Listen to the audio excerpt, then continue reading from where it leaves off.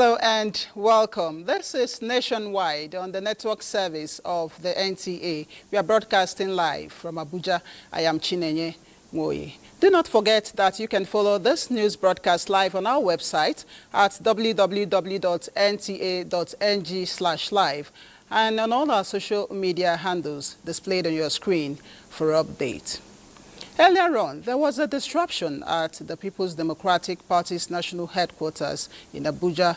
Our political correspondent, Timothy Yusuf, witnessed it all and is here in the studio with me to tell us more about the incident. Hello, Timothy. Please tell us what exactly transpired. Well, it all started this morning until the better part of this afternoon. Two factions are laying claims to the leadership of the party. One is the Kabiru Tanimu Turaki-led NWC. The Kabiru Turaki NWC is a product of the Ibadan Elective National Convention last Saturday. And then before the convention, some other aggrieved parties who were not in support of the convention pulled out of the party, forming a parallel NWC led by Abdurrahman Mohammed. That faction has the backing of the erstwhile National Secretary of the party, Senator Samuel Anyanwu, and the Minister of FCT, Nyesom Wike. Unfortunately or fortunately, both parties or both factions scheduled their organs meeting for today at same time, same venue. That is the Wadata Plaza, headquarters of the PDP National Secretariat. The Abdurrahman Mohammed-led faction scheduled a BOT, that is Board of Trustees meeting, and later National Executive Committee meeting, NEC, for today. While the Kabiru Turaki-led NWC scheduled their inaugural NWC meeting with some leaders of the party also for today. And incidentally, the Abdurrahman Mohammed-led faction occupied, or the faction was the first to occupy the national headquarters this morning at about a few minutes past 10 o'clock in the morning. And later on, the Kabiru Turaki-led faction came in along with two governors, that is the governor of Bauchi State and his Oyo State counterpart, Sheyi Makinde. They were resisted from gaining access to the secretariat. Eventually, they had their way, and the whole situation got chaotic with security agents tear gassing everyone there. And after a while, the minister of the FCT also drove in. But for the number of hours that he remained at the party secretariat, he remained seated in his car all through. For some of the disruptions being witnessed, not that the party officials were actually engaged in fighting, but then some youths or supporters of both factions took advantage of the situation to cause commotion, and that necessitated the intermittent tear gas or tear gassing of the people around. And eventually the FCT minister left after some hours. Few minutes later, the faction loyal to him also left. But then that of the Kabiru Turaki remained. And they later told us that, or told the media that they had taken over affairs of the party, and that all is calm and nothing has changed, and they are in power. But then, few minutes ago, the Samuel Anyanwu faction, that is the Abdurrahman Mohammed-led faction, issued a statement ratifying the expulsion of of three governors: the governor of Bauchi, Senator Bala Mohammed, Oyo, Engineer Sheyi Makinde, and Zamfara, Dauda Lawal, along with the chairman that emerged from the Ibadan Convention, Kabiru Turaki SAN, and then the secretary that also emerged from the convention, Ambassador Tofik Arakpaja, and a few others for anti-party activities. So then, as at the time I left the national headquarters of the party, calm has returned, except for the presence of diminishing security agents around there to maintain a breakdown of law and order. So that is all for now. Okay. Thank you so much, Timothy Yusuf, our political correspondent there, giving an account of what transpired at the PDP's national headquarters in Abuja today. Thank you for your time. Thank you. Now, following the tragic abduction of schoolgirls from Government Girls Comprehensive Secondary School, MAGA, in Kebbi State, the community is still grappling with fear and uncertainty. The attack, which also claimed the lives of school vice principal, has left deep emotional scars on residents, especially parents of the abducted students, who now cling to hope for their safe return. Correspondent Abdul Mohammed Bawa reports. The abduction of students from Government Day Comprehensive Secondary School MAGA in Kebbi State has thrown the entire community into deep sorrow and fear. Since the tragic incident, life in MAGA has come to a near standstill. The usually lively town now wears a somber mood as families, neighbors, and community leaders remain in shock. Honestly, we are still in fear. Since yesterday, we could not sleep. May God come to our aid. The wife of the deceased vice principal could not hide her pains, while parents of the abducted schoolgirls remain hopeful, yet deeply worried, clinging to prayers and any sign of good news. I will forever remember my husband, especially the way he's taking care of me and my children. We are calling on the state government to please offer scholarship for the children of my brother. We are begging the state government and the federal government, please, they should come to our aid and rescue these children. Because I believe the federal government can do it. Community members gather to offer support to affected families as they anxiously await updates from security operatives. Security agencies, including the military, continue to comb suspected hideout in and around the areas as part of intensified search and rescue effort. Their presence in MAGA has provided a small measures to reassurance, but tensions remain high. As the day passes, MAGA stands strong in grief, a community bonded by faith, pain, and a shared hope that its daughters will be rescued and return home safely. In MAGA of Dankuwasagu local government area of Kebbi State, Abdul Mohammed Bawa, NTA News. The Senate is urging Nigeria's armed forces to immediately recruit at least 100,000 personnel to tackle insecurity in parts of the country. It is also to set up an ad hoc committee to look into the funding, expenditure, and outcome of the Safe School program. These and other resolutions were adopted following a motion on Monday's abduction of 25 students of Government Girls Comprehensive Secondary School, MAGA, in Kebbi State. Senate strongly condemns the heinous act and sympathized with families of the victims. So the entire country, we want the country to be safe for all Nigerians. And that is why they elected us here, to make laws, resolutions, and take steps to ensure that we, in line with our constitutional duties, that lives and properties are safe. Relatedly, Senate mourns the murder of Brigadier General Uba and other military personnel on Monday in Borno State. The Chief of Army Staff, Lieutenant General Waidi Shaibu, has directed troops of Operation Fansan Nyama to intensify efforts in securing the release of students abducted from Government Girls Comprehensive Secondary School, GGCSS MAGA, Kebbi State. In a statement by the Information Officer, Operation Fansan Nyama, Captain Nyama David Adeusi, says the Chief of Army Staff issued the directives during an operational tour to the state. Addressing frontline commanders and troops, General Shaibu charged them to conduct intelligence-driven operations and maintain relentless day and night pursuit of the abductors and engage local vigilantes and hunters, describing them as critical partners in the operation. He urged them to leverage their knowledge of the terrain in collaboration with troops to locate and eliminate the criminal elements. And the Chief of Air Staff, Air Marshal Sunday Aneke, has reaffirmed the Nigerian Air Force's unwavering resolve to intensify air campaigns with a view to ensuring air power remains fully engaged, committed and determined to dominate the battle space and wipe out terrorist threats wherever they emerge.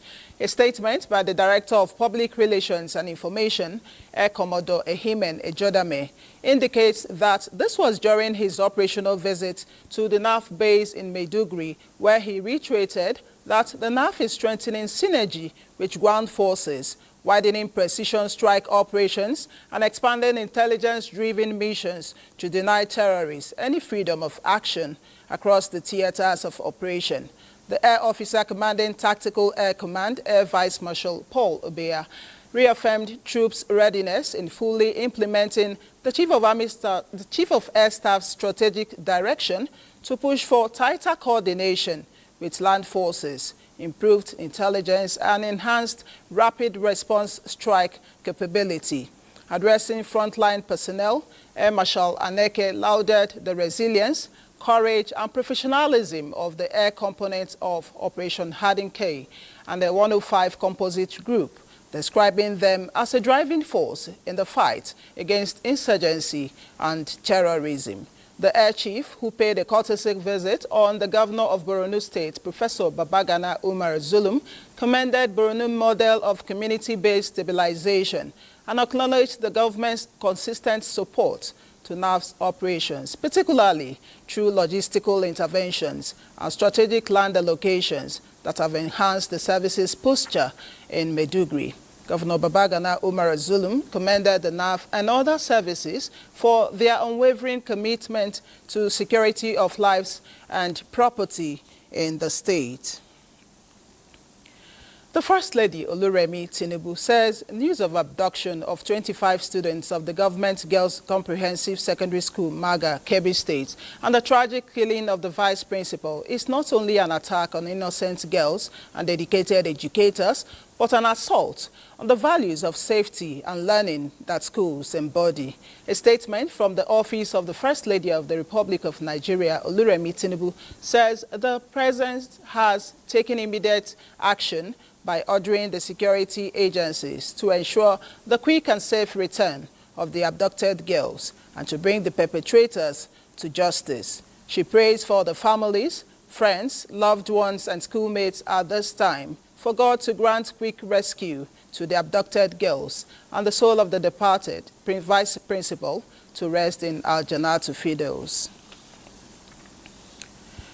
Nigeria is engaging in discussions with the United States to address shared security concerns following President Donald Trump's recent threats of military intervention. Foreign Affairs Minister Yusuf Tuga emphasized that the talks focus on collaborative efforts to combat global security challenges.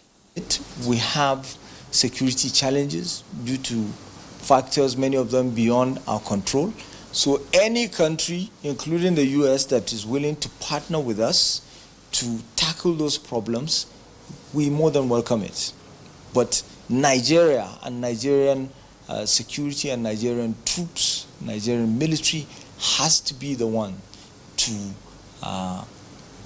take the lead. Our hope is that Nigeria will get a fair hearing when they're having their public hearings, instead of just listening to one side. We hope that the legislators see to it that they sample different opinions. We're living in the era of social media, and a lot of people get their news, they get their information from social media. A lot of it tends to be false, but it's easier to misinform people with this medium because the consumption itself is very fast. Nigeria's First Lady Oluremi Tinubu has called on wives of the new service chiefs to provide their husbands with needed support as they work hard to meet the expectations of their commander-in-chief and Nigerians in the fight against insecurity. She made the call during a courtesy visit to her office by the wives of the service chiefs. State House correspondent Adeniyi Taiwo reports. A warm welcome, marking the beginning of a new chapter as wives of the new service chiefs formally meet the wife of the commander-in-chief of the armed forces. The weight of the recent abduction of schoolgirls in Kebbi State was however heavy in the air as the First Lady, Oluremi Tinubu, led her guests to observe a minute's silence for the vice principal of the school, Hassan Makuku, who was killed during the abduction. May the soul of our dearly departed, may God grant him our journey. She said the incident must serve as a reminder to our guests that they, along with their husbands, have stepped into a new role, one that demands sacrifice and support. Right now, with the Kebbi situation, the security, the entire security apparatus must have been put in place to do all that work. Your husband signed in to protect lives at the expense of their own lives. So I want to commend them. God will continue to take care of them going out and coming into all of you. No evil will befall them, and they will help our country and they will secure our country. Far away from the theaters of war, the First Lady says they have a lot to do, especially working with her to empower wives of fallen heroes, the elderly, and people with disabilities. Because we know there are a lot of veterans that are old, and then they will need little financial assistance towards the Yuletide season. So we are going to do 250, but I expect that when we do that, you can also introduce that to your husbands so that you can begin to take care of the elderly amongst them. Because all of us will grow old. And for the people with disability, we're giving them 200,000 to start even a petty trade. But we are giving them a lifeline, so that to encourage them. So we are also doing 250 of those. So that will be about 100 million for the two programs. Wife of the Inspector General of Police, Elizabeth Egbetokun, who introduced the wives of the new service chiefs to the First Lady, applauded her inspiring leadership and sustained interventions for the armed forces. We are grateful for the guidance and support we extend to families of the armed forces and security agencies. Ma'am, we are also grateful for the empowerment programs you have organized previously for the widows of security agencies. The wives of the new service chiefs assumed their role on October 30, 2025, after President Bola Tinubu, in exercise of his power as the Commander-in-Chief of the Armed Forces, decorated their spouses as the new service chiefs. In the State House, Adeniyi Taiwo, NTA News. As the dry season sets in, there is the need for citizens to take precautionary measures to mitigate fire disasters in the country. This was emphasized by the Controller General of the Federal Fire Service at the opening ceremony of the 2025 Fire Service Safety Week in Abuja. Moses Ochibo reports. Fire, a guest no one wants to welcome, that creeps in when you least expect. But what measures can be put in place to mitigate this unwarranted guest? The center of discussion at the opening ceremony of the 2025 Fire Service Safety Week. The Controller General of the Nigerian Fire Service urged citizens to always be alert about happenings in their environment, as fire remains a natural force that needs to be prepared for. We must replace wishful thinking with practical action, incorporating safety designs into our building plans, checking gas cylinders, switching off electrical appliances when not in use, installing smoke detectors. Government functionaries at national and subnational must also abandon the not my portion mentality by embracing safety as a fundamental pillar of our economic protection and national responsibilities. Activities lined up include enlightenment programs across the country, market inspections, drills, and public demonstration on fire emergency and response. This is nationwide on the network service of the NTA. Comfort Ayim in our Enugu Network Center is standing by to get us the next set of reports. Hello, Comfort. You're on. Hello, Chinenye. Good afternoon and welcome to Enugu Network Center. As the dry season sets in, the Federal Fire Service Enugu State Command is taking a proactive stance with an urgent call on Nigerians to build a culture of fire safety and develop the mindset of collective ownership. This was the key takeaways at the flag-off of the Fire Week campaign, focusing on education and community engagement. The report. Video flickered in my mind, the electrical fire still searing. The keynote speaker on electrical fire's words echoed, who is to blame? Some blamed the government, the electricity company, the town planners, and the need to revisit building codes. But the message is clear. Everyone is to blame. A question about a shared responsibility in a world where danger often hides in plain sight.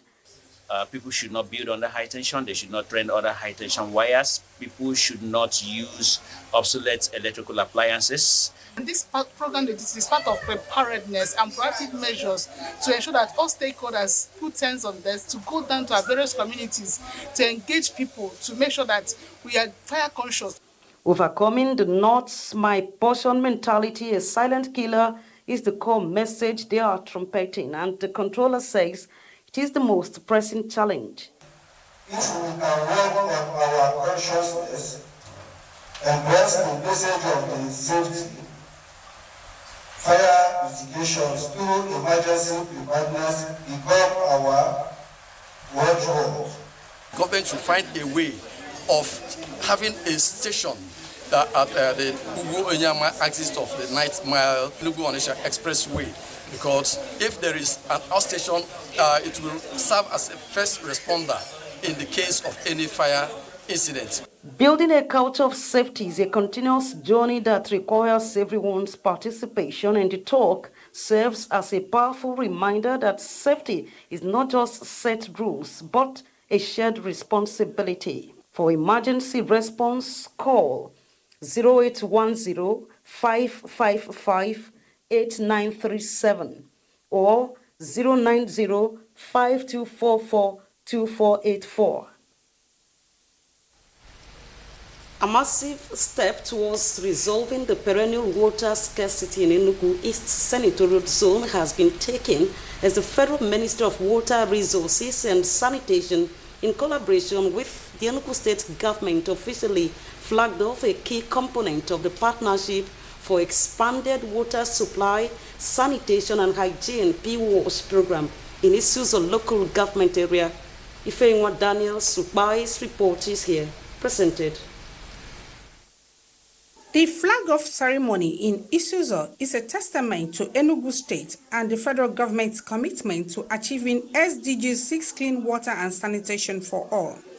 This phase of the P-WASH project, spearheaded by the Federal Ministry of Water Resources and Sanitation, directly addresses the low water discharge and water table issues prevalent in this region. The Minister of Water Resources and Sanitation stated that the collaborative effort involves substantial counterpart funding to ensure success of the project. If the state government has budgeted 500 million for this implementation, after the implementation, the federal come, we assess, we verify.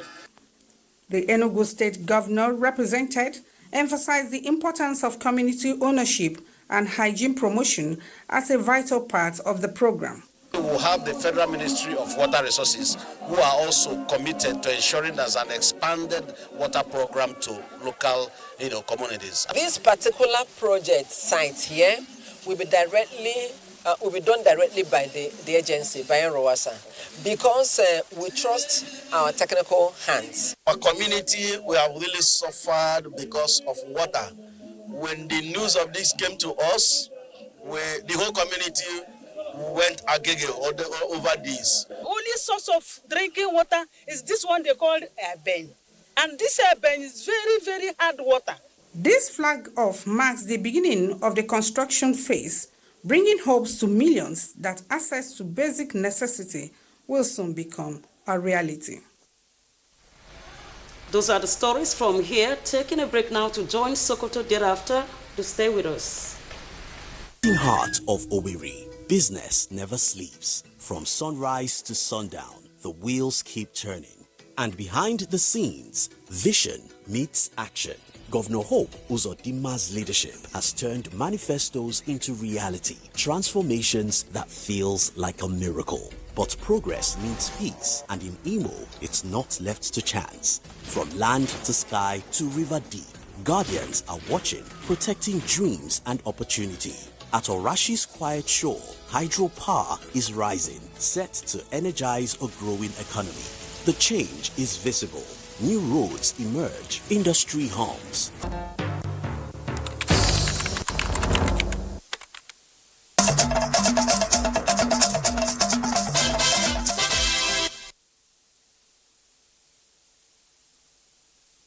Welcome to Sokoto on Nationwide. Despite security concerns in some areas, enhanced community policing and closer cooperation with sister security agencies are strengthening intelligence gathering and helping to maintain peace across Sokoto State. The State Commissioner of Police, Ahmed Musa, while providing an update on the general security situation, emphasizes that Sokoto's long-standing tradition of religious tolerance remains central to the state's stability. Bashir Ibrahim Nababa reports. Despite security challenges in the eastern axis, Sokoto State remains generally calm, with residents continuing their legitimate activities unhindered. This stability is maintained through the deployment of tactical teams and sustained joint operations in collaboration with other security agencies across the state, particularly in areas identified as volatile. The State Police Command is enjoying strong support from the force headquarters, Sokoto State Government, as well as traditional, religious and youth leaders who have consistently provided positive feedbacks on security efforts. Sokoto is more like a mini Nigeria where you find everybody living here and they are all living happily and peacefully. These are the stakeholders that I have been interacting with.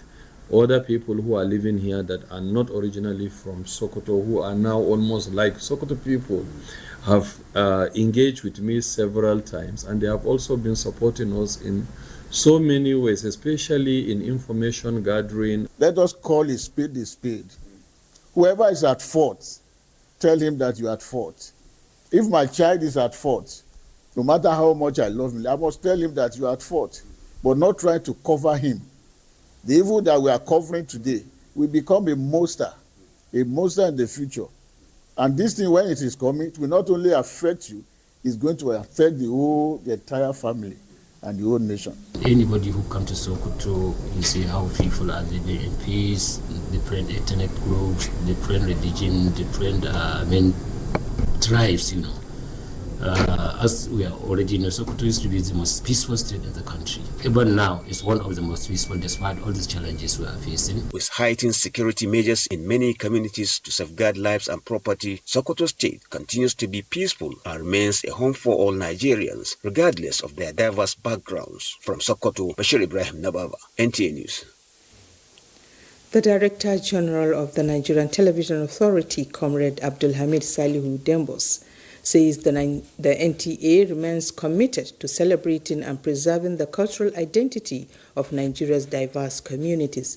He gave the assurance at the 2025 Annual Cultural and Traditional Festival hosted by NTA's Sokoto Network Center in collaboration with the Sokoto State Ministry for Local Government and Chieftaincy Affairs.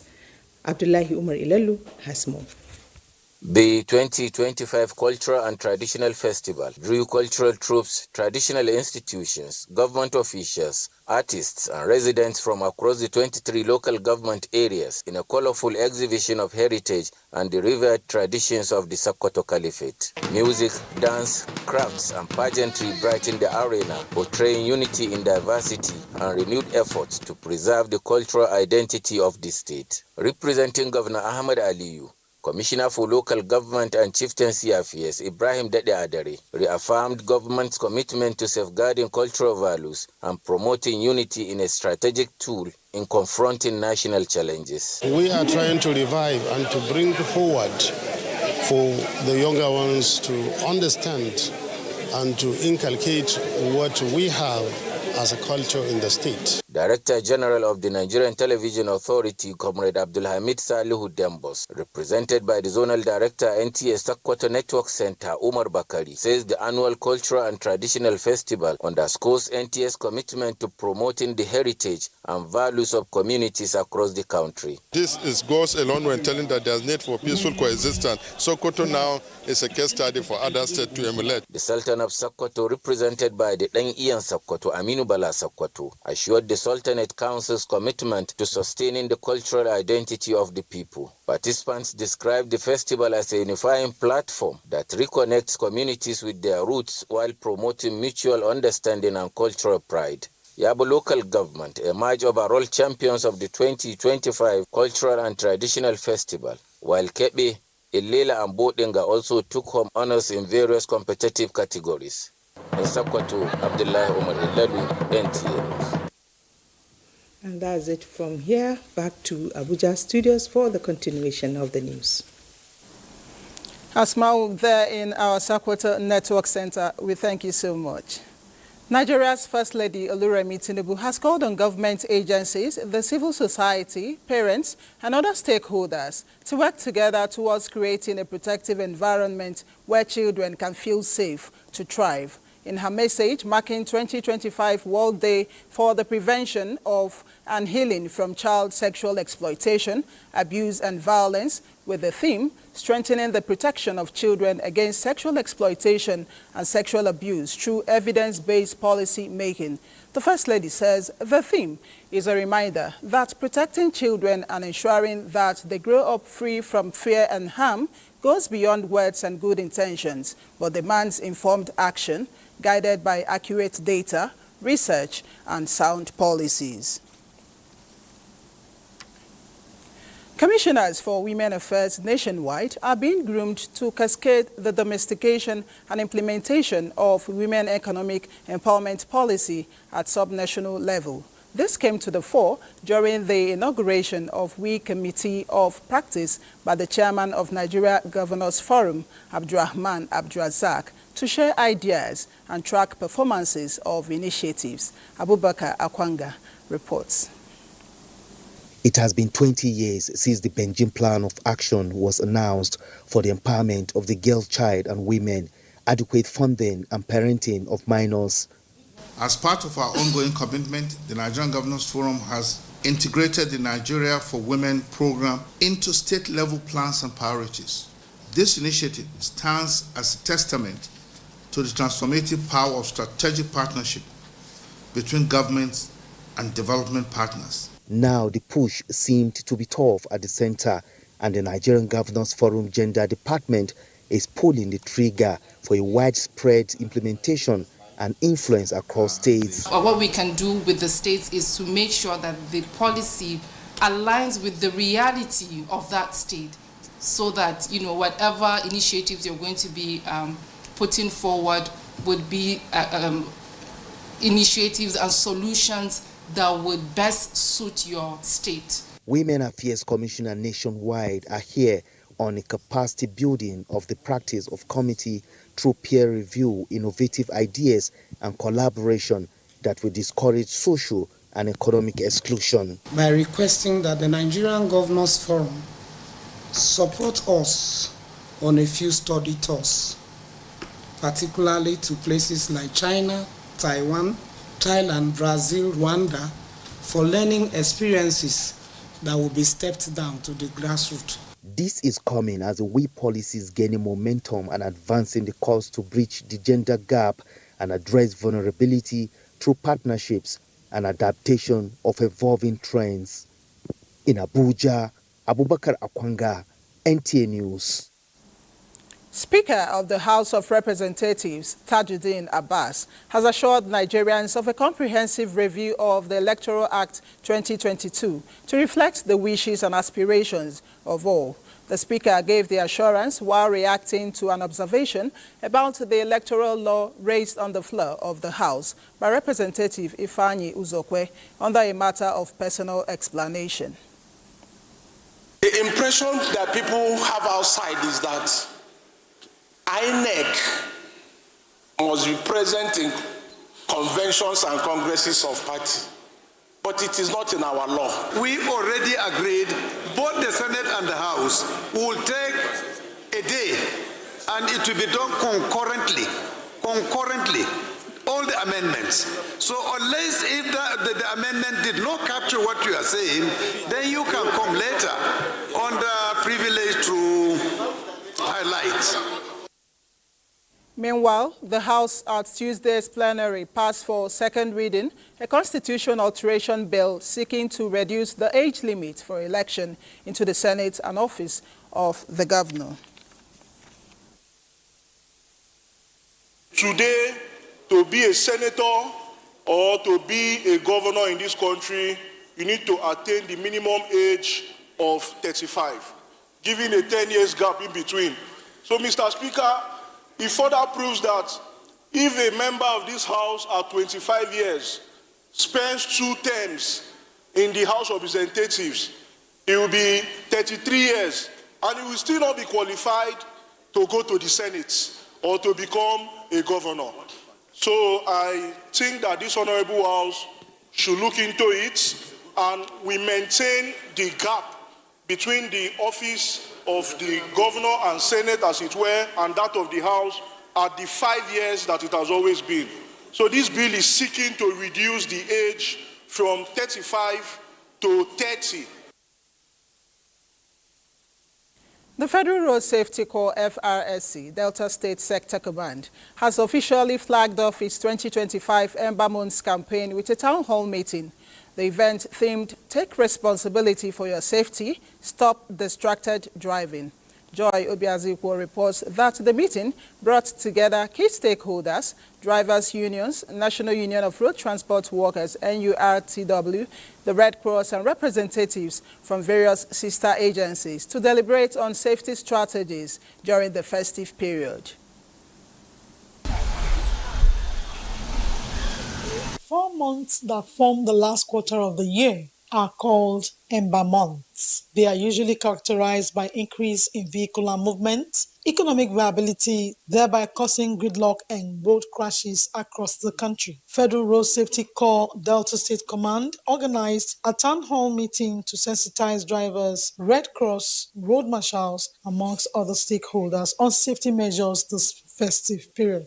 When we talk of agencies that extort passengers on the road, I think road safety, people are reluctant to condemn road safety because they don't have that avalanche of evidence. Before you embark on a journey, go to the computerized center, test your vehicle so that it is for your own safety and for the safety of other road users. This type of meeting has been going on, but it's also serves as a reminder, reminding people why they should be conscious and be very careful on the road is very necessary. It's a good one. We appreciate it, and we've learned a lot from the program, and it has been helping us. The road safety prayer is to reduce the incidence of road accidents and promote a culture of safety among road users in Delta State. In Asaba, Helen Dunku, NTA News. I will now join Helen Dunku in Asaba to speak more on the FRSC Town Hall meeting and to also tell us what FRSC is expected to see after this meeting. Hello, Helen. What more can you tell us?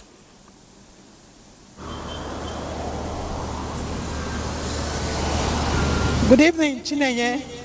Asaba, which is the next neighbor to commercial city of Onitsha, the commercial hub of Nigeria, usually witnesses increase in road movement, vehicular movement, and it is also a huge task for authorities this period to contain activities on the road.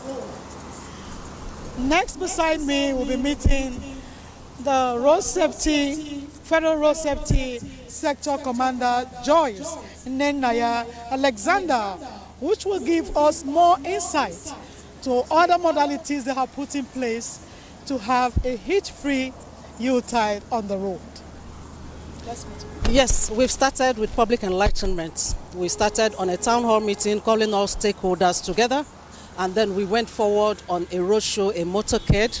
We've been visiting different people, different media houses, calling on sister agencies. As we are doing it in Asaba, it's been replicated in all our component commands within Delta State. Now, from the public enlightenment, we're entering into the operation itself, Operation Zero. We are starting. Of course, we have people who are mobilized. We have up to 1,300 people who are there, both regular marshals and special marshals, and what we call first responders. They are on ground to do what needs to be done. We are also instituting mobile courts at that period. We'll be instituting special patrols, intervention patrols, and we are going to make sure that people do what they are supposed to do. I visited the Commissioner for Transport to talk about it, what needs to be done. I visited the Commissioner for Police to talk about what needs to be done in terms of clearing some of the checkpoints so that people can have free access. I'm also going to visit the Commissioner for Transport tomorrow to still talk about it. Within the Ogwashuku, Uheli, and Warri axis, we are going to make sure that there's a free flow. Thank you, Madam Road Safety. This is all we have to dish from this axis. We believe that this Yuletide is going to be hitch-free on our road. Over to you, Chineye. Many thanks, Helen, and we hope so.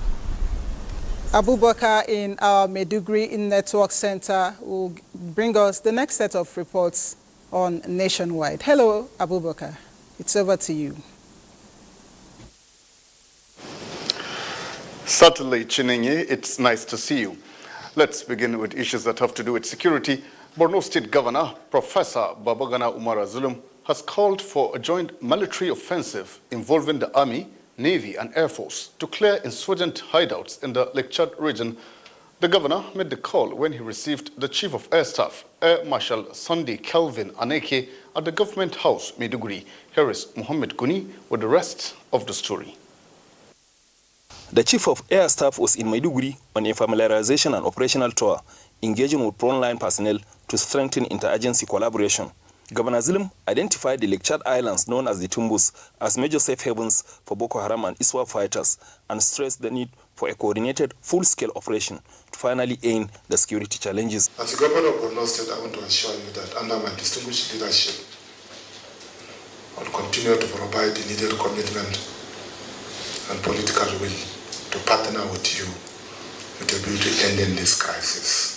The governor also listed other insurgents enclaves such as Sambisa Forest and the Mandara Hills, urging the military to deploy more technology, including additional unmanned aerial vehicles to support the operations, proposing strategic meeting of military command and control structures in Maiduguri to harmonize approaches. Chief of the Air Staff commended the governor's support to the military and his community-based reconstruction efforts. From decisive line operations that mitigate potential vulnerabilities to the steady logistic support the state government has provided for our operations, we cannot thank you enough. This practical and timely assistance has strengthened our ability to operate effectively and to protect. Air Marshal Anike assured that the Air Force has renewed its focus on operational readiness, closer integration with ground troops, and smarter application of air power in stabilizing the Northeast. In Maiduguri, Mohammed Goni, NTA News.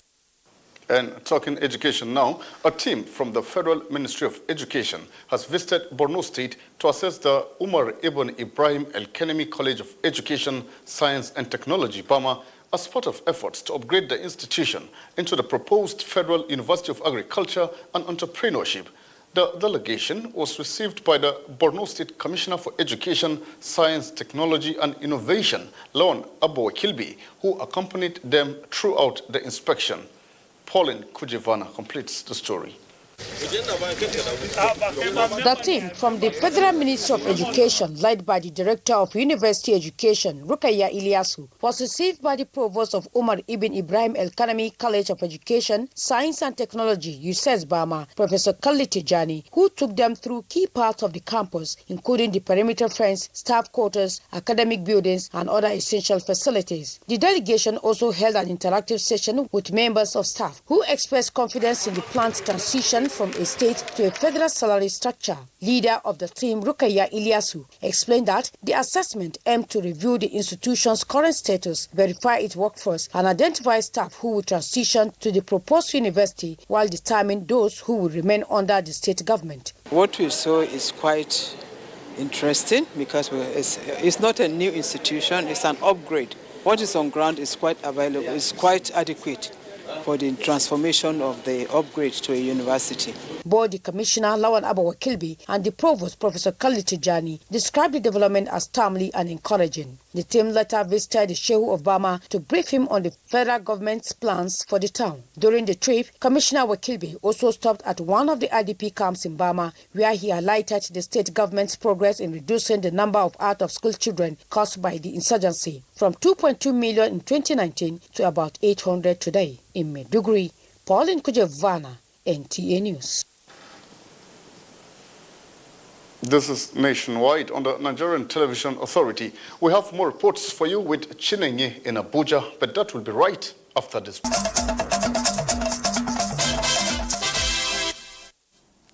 Many thanks for staying on.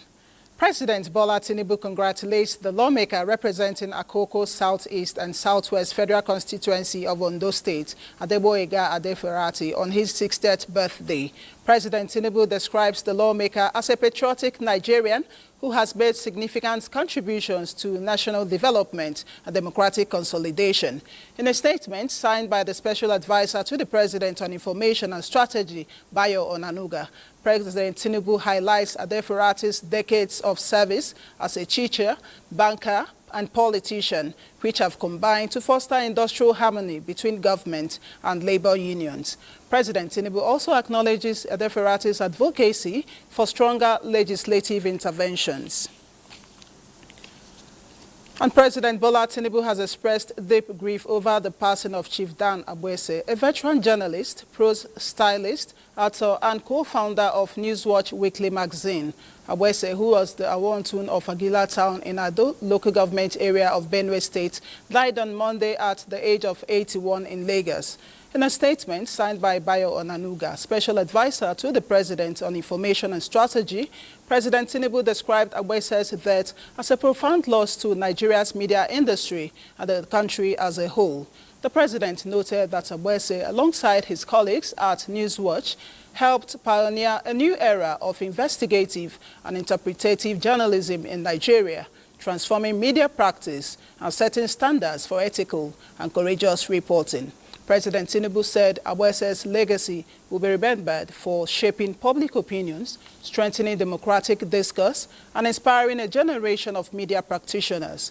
He joined his family, the media community, and the nation in mourning, praying that Abwese's legacy continues to guide the noble calling of journalism in Nigeria.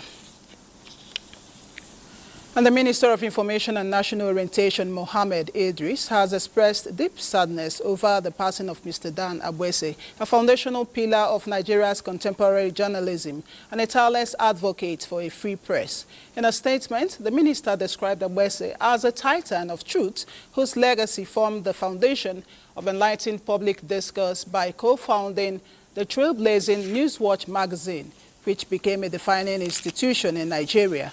Minister Idris added that Abwese's passing comes at a time when Tinubu administration is deeply committed to fostering the very principles he fought for, an expanded democratic space, robust citizen engagement, and free speech. He sent his heartfelt condolences to his family, colleagues, and the entire media fraternity, and prayed for his soul to rest in eternal peace.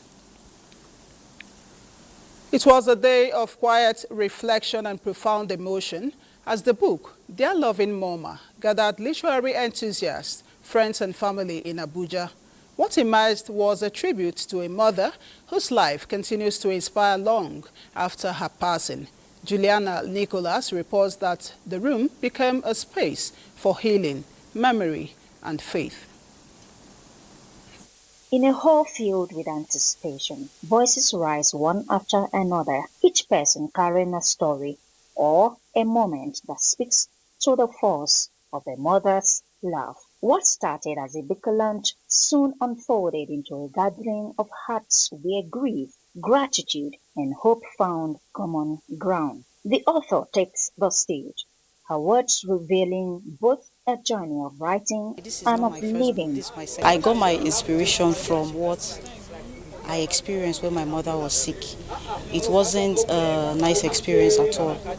It made me realize that it's not all about how long you have lived here on earth, but how you have been able to impact in the life of people. The book reviewer delves into its pages, the work written with a blend of reflection. The book is about the need for us to live in love, irrespective of our religion. And I also see that the book will be useful for our policymakers. Let's see the need to invest more in our health systems. For the author's father, speaking of his late wife, his reflections on how the book has helped him make peace with his pain. She was wonderful. In fact, how my wife went about with her children, Rachel, Ruth, and Raphael, as if she knew she was going to part so early. If by responsibility in the house, running the affairs of the house, I don't feel it. My pain is the vacuum that has been created, not seeing her. And as the event draws to a close, a quiet message settles over the room, a reminder that kindness and love are the truest legacies we leave behind, for no one can predict when time will call us home. In Abuja, Juliana Nicholas, NTA News. And that is Nationwide for today. We thank you so much for being a part of it. I am Chinenye Moe.